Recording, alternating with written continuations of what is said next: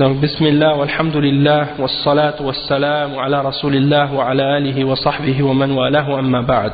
On est arrivé hier donc à la lecture des fatwas de Cheikh Al-Fawzan dans Al-Ijabat Al-Muhimma fil Mashakil Al-Mulimma, au point numéro 4 dans une question qu'on avait commencé à expliquer au sujet de comment s'accrocher, c'est quoi les règles et les principes pour qu'on reste accroché à la voie des salafs et pour pas qu'on s'égare.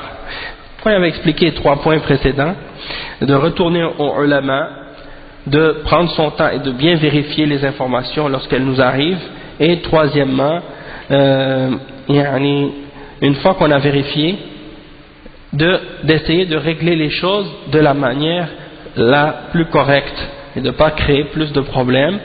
Et quatrièmement, c'est ça qu'on avait commencé à expliquer, de rester assis dans les cours des hommes de science et d'écouter leurs opinions et de lire les livres des salafs. Et donc on était rendu là, le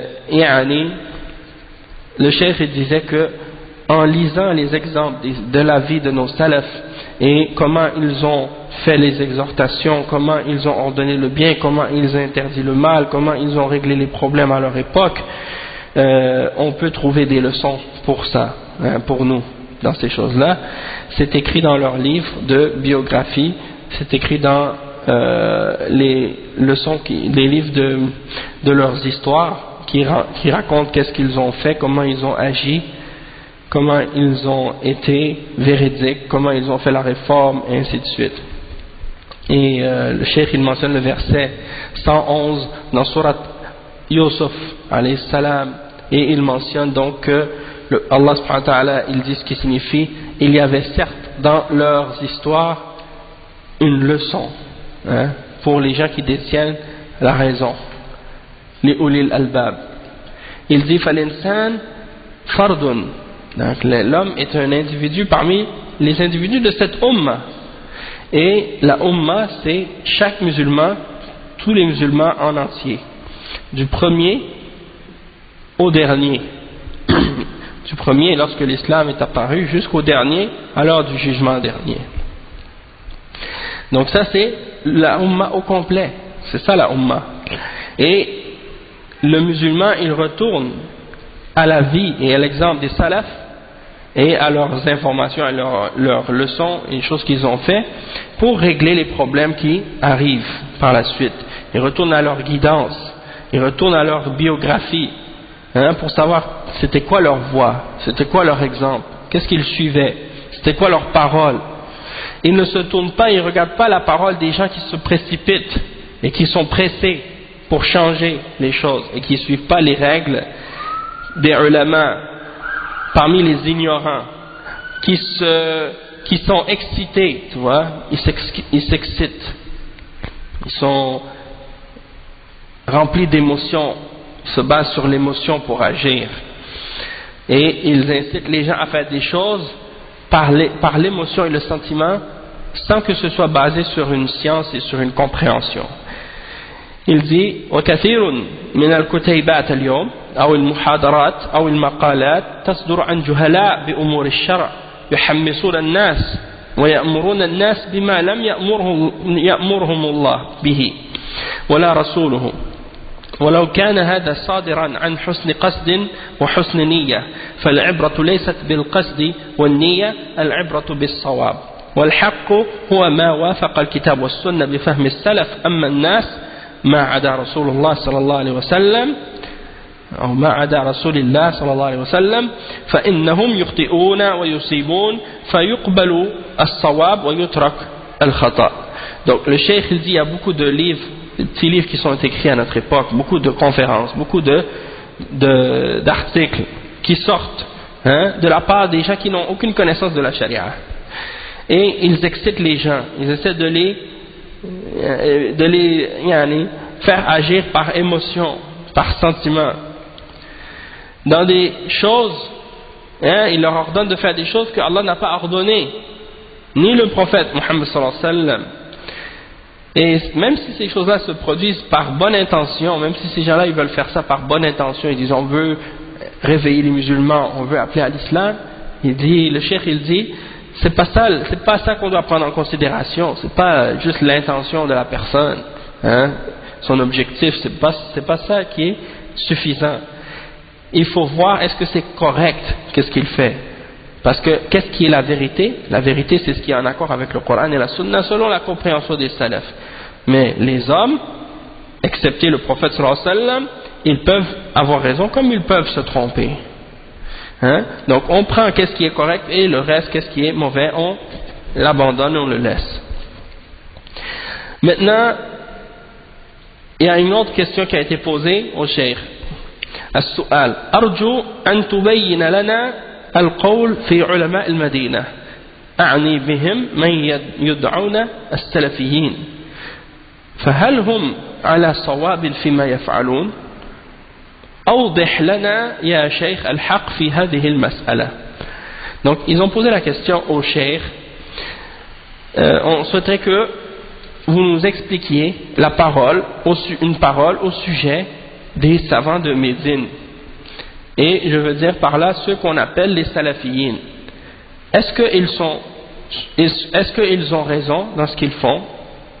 Et clarifier ça pour nous au cheikh, clarifier la vérité à ce sujet-là pour nous, notre cheikh. Donc, le cheikh Al-Fawzan il répond. Il dit, Al-Jawab, أنا أريد أن تتركونا من هذه الأشياء تعيين أهل المدينة تعيين فلان وفلان أنا بدي أن تتركونا من تعيين أنا بودي أن تتركونا من تعيين فلان وفلان أهل المدينة كما سميتموهم أنا ما أعرف عنهم إلا الخير وأنهم على علم وصلاح وأنهم أرادوا أن يبينوا للناس الأخطاء التي وقع فيها بعض المؤلفين أو بعض الأشخاص من أجل النصيحة للناس ما كذبوا على أحد وما ذكرت لكم هم ينقلون الكلام بنفسه بالصفحة والجزء والسطر ارجعوا إلى ما نقلوه فإن كانوا كاذبين فبينوه لنا جزاكم الله خيرا نحن لا نرضى بالكذب راجعوا كتبهم وانتقدوها هاتوا نقلا واحدا كذبوا فيه أو قصروا فيه وأنا معكم على هذا أما أننا نقول للناس اسكتوا اتركوا الباطل لا تردوا عليه لا تبينوا هذا ما هو بصحيح هذا كتمان الله جل وعلا يقول وإذ أخذ الله ميثاق النبيين وإذ أخذ الله ميثاق الذين أوتوا الكتاب لتبيننه للناس ولا تكتمونه وقال تعالى إن الذين يكتمون ما أنزلنا من البينات والهدى من بعد ما بيناه للناس في الكتاب أولئك يلعنهم الله ويلعنهم اللاعنون. Le cheikh, qu'est-ce qu'il dit? Il dit la question premièrement, on a traduit la question déjà.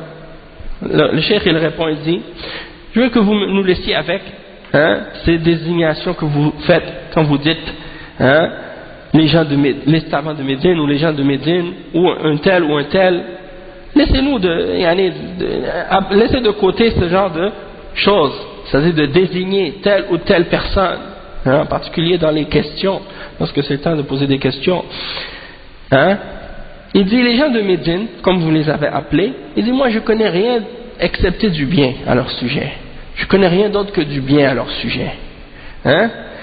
Et ce sont des gens qui parlent avec science et qui sont des gens de bien.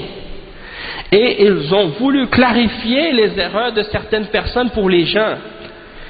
Des erreurs dans lesquelles certains auteurs sont tombés ou certains individus. Dans le but de donner le bon conseil aux hommes, ils n'ont pas menti sur personne.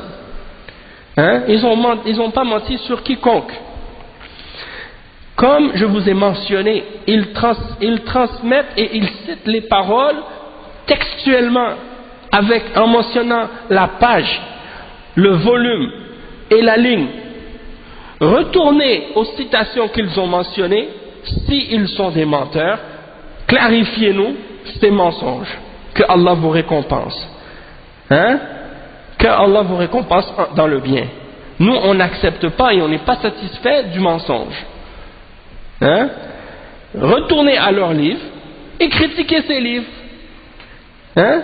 Et ramenez-nous une seule citation dans laquelle ils ont menti. Ou bien ils ont fait part de négligence.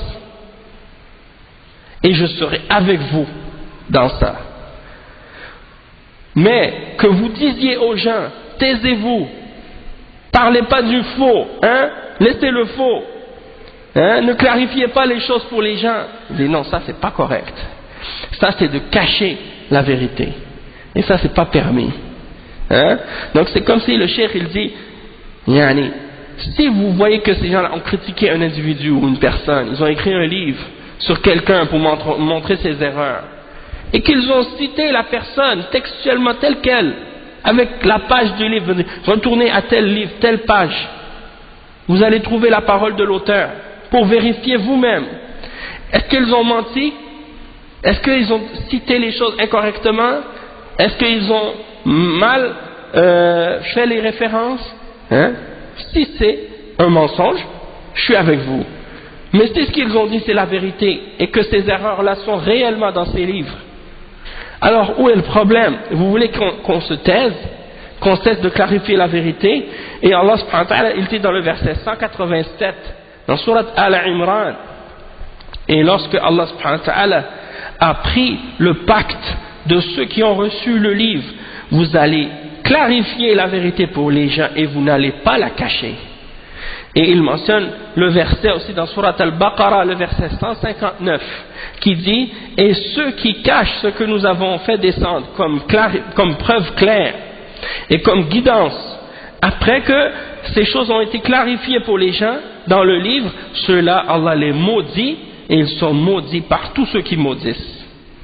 Donc ceux qui cachent la vérité qui vient d'Allah, ils sont maudits par Allah subhanahu wa ta'ala, et par toutes les créatures qui maudissent. Le cheikh il termine cette réponse en disant: نحن نرى الأخطاء ونرى الدعايات ونسكت وندع الناس يهيمون هذا لا يجوز يجب أن نبين للناس من الباطل يجب أن نبين الحق من الباطل رضي من رضي وسخط من سخط نحن مع أهل الحق سواء كانوا من أهل المدينة أو من أي بلد.